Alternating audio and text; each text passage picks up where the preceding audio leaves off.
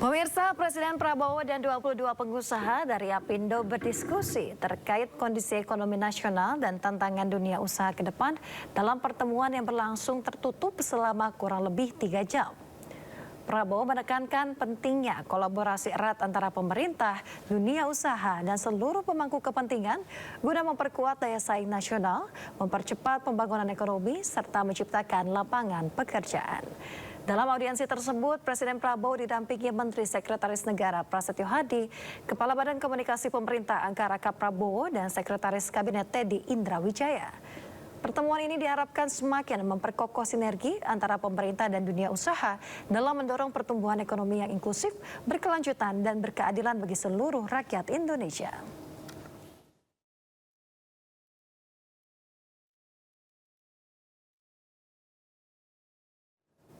Pemirsa, Tito Karnavian sebut 3 provinsi di Sumatera terdampak bencana masih perlu perhatian serius pemerintah pusat dalam masa pemulihan pasca bencana banjir dan longsor.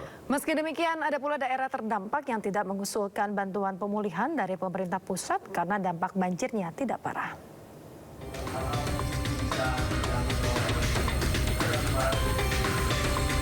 Pada masa pemulihan pasca bencana di Pulau Sumatera, pemerintah pusat telah membangun hunian sementara bagi warga terdampak banjir dan longsor. Namun jelang Ramadan 2026, untuk sejumlah wilayah di Aceh yang terdampak parah seperti Biren dan Aceh Utara, warga terpaksa bertahan tinggal di tenda karena belum ada huntara.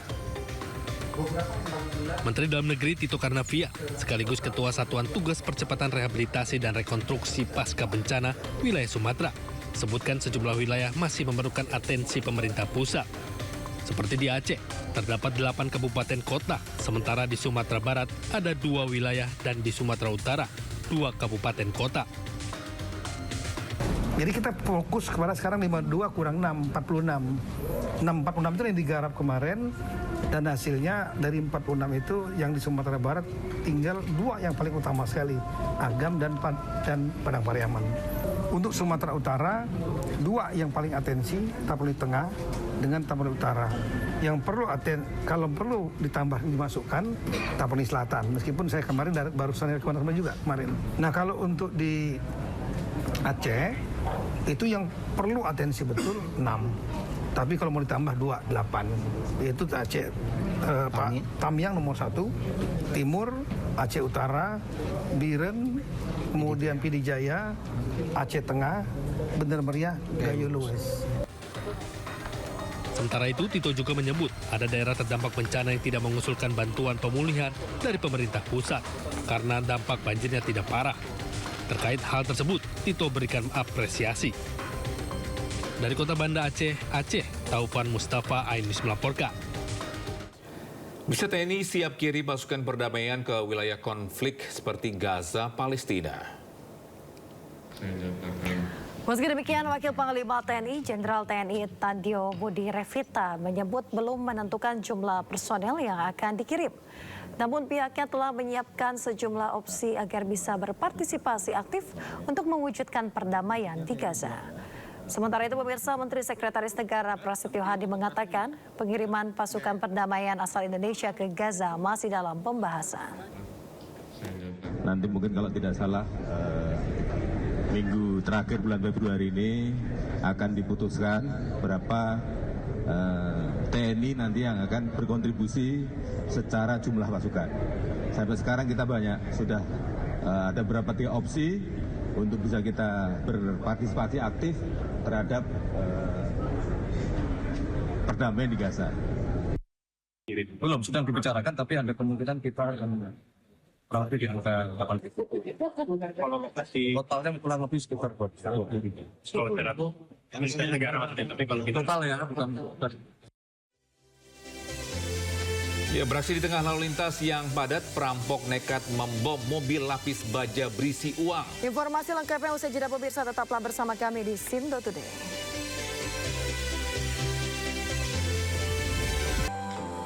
Hingga saat ini Rumah Singgah Yayasan Rumah Kanker Ambu merawat 31 anak penderita kanker dan baru 1 anak yang terdeteksi nonaktif.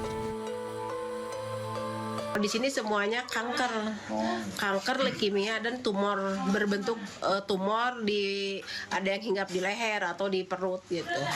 Semuanya pakai BPJS. Ini semua pakai BPJS yang dari pemerintah, yang PBI. Nah, saya juga takut ini ke depannya anak-anak AMO di-off-in ya, dinonaktifkan.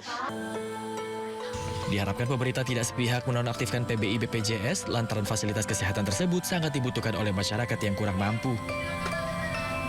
Dari Bandung, Jawa Barat, Ervan David, A-News melaporkan.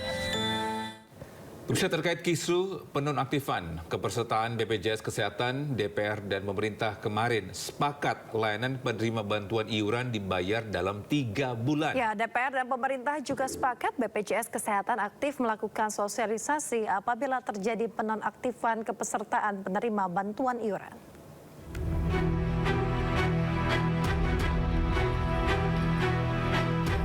Pimpinan DPR RI memanggil pemerintah membahas penonaktifan kepesertaan BPJS Kesehatan segmen penerima bantuan iuran jaminan kesehatan.